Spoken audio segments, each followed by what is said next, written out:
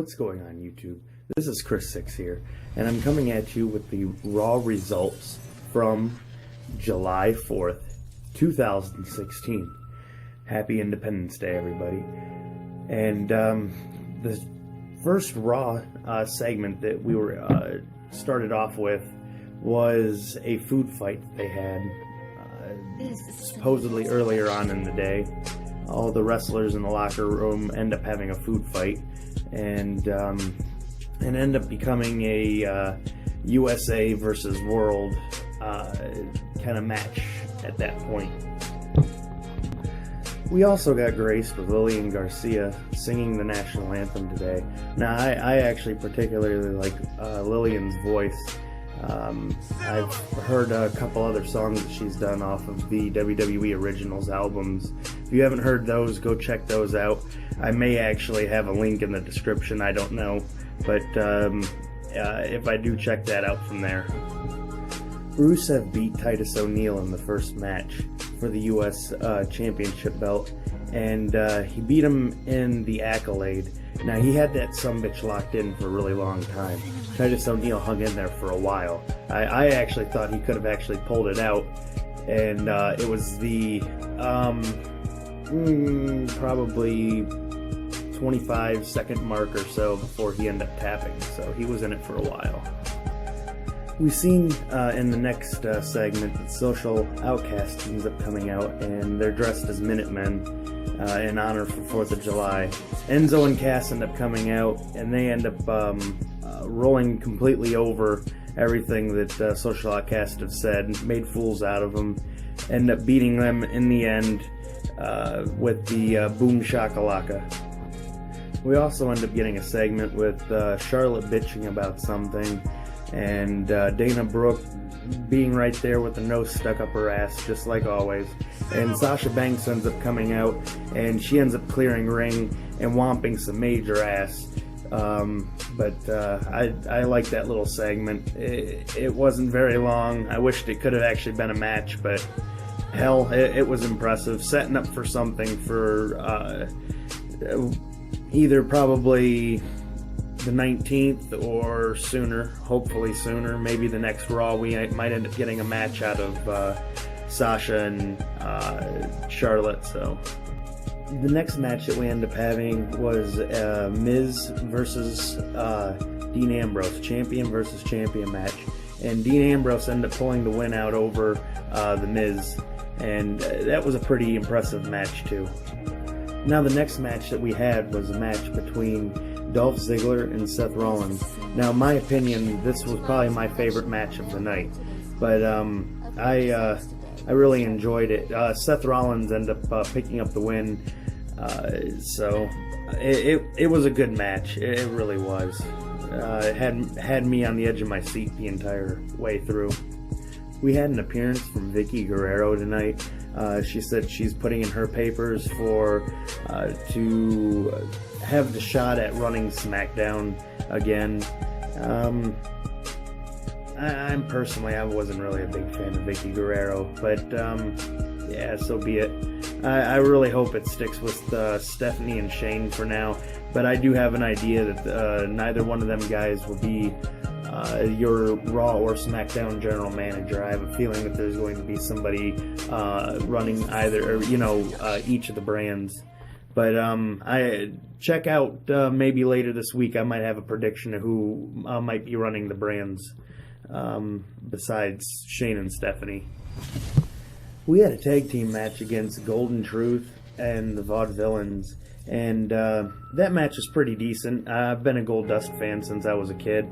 But yeah, the Golden Truth ended up winning the match out of that one. They end up coming over on top over the Vaudevillains.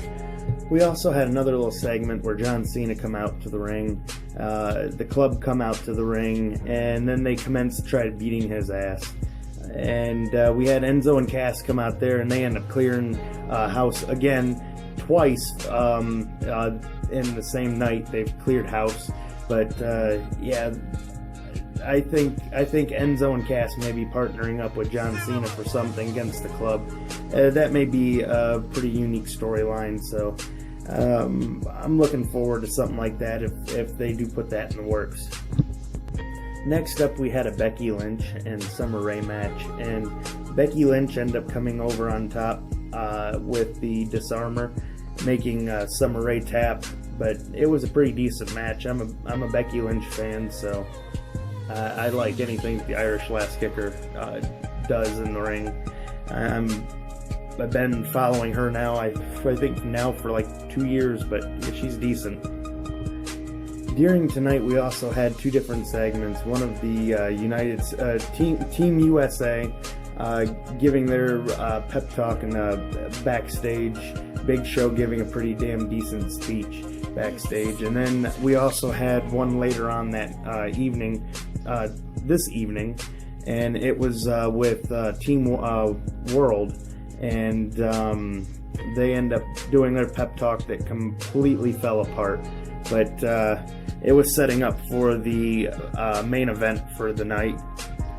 We also had a real badass vignette from the Wyatt family shoot on the New Day, and I thought that vignette they put together was just fucking phenomenal. Really was a great little video that they put together. Well thought out and well shot. Then we end up having a segment of the New Day in the ring, and the Wyatts and them are trying to set up a shoot for a future match, and I'm looking forward to that. I am a Wyatt family, big fan of the Wyatt family, and you know, I enjoy most of everything that they do. And then the last thing that we end up seeing tonight was the main event, which was the Team USA versus the Team World, and Team USA ended up coming out on top.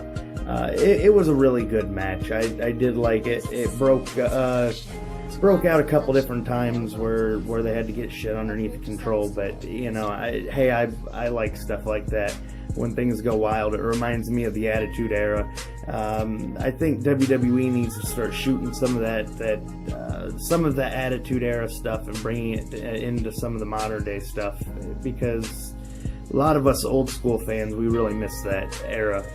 Beyond that, though, my opinion on Raw tonight, out of a 5-star rating, I would have to say I would give them probably a 4. Nothing higher than that, for the fact is I kind of expected a little bit more than what happened. There wasn't as much setup for some of the battleground stuff that they should have been doing. There wasn't as... To me, it seems like they're burying a little too deep in some of these storylines when they're getting ready to do a draft. So, you know, they need to be preparing for that draft here soon. So that's the other thing. Start showing some more promo cuts and different things. I think they need to throw some promos out there of them trying to save themselves into a brand, or, you know, persuade people into keeping each of them in their own brand, what brand they want.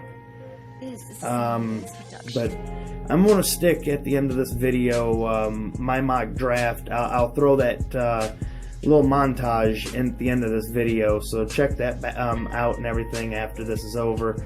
That way, if you missed it yesterday, you'll get to see it in this video. I'll throw it in at the end. But check out my buddy Hayden. I'll stick his link in the description below. Give his wrestling channel a look at, a subscribe. He's got a couple mock videos up for the draft, and he's got some of the leaked pay-per-views already up, and the scheduling on that. And he also comes out with videos talking about some of these rumors and leaks that is going on with the WWE and different formats like that. So give him his channel a like and check him out. Like, subscribe, favorite, follow me on Facebook, Chris Wilson, Chris6, and I'll check you guys out later. Love yous.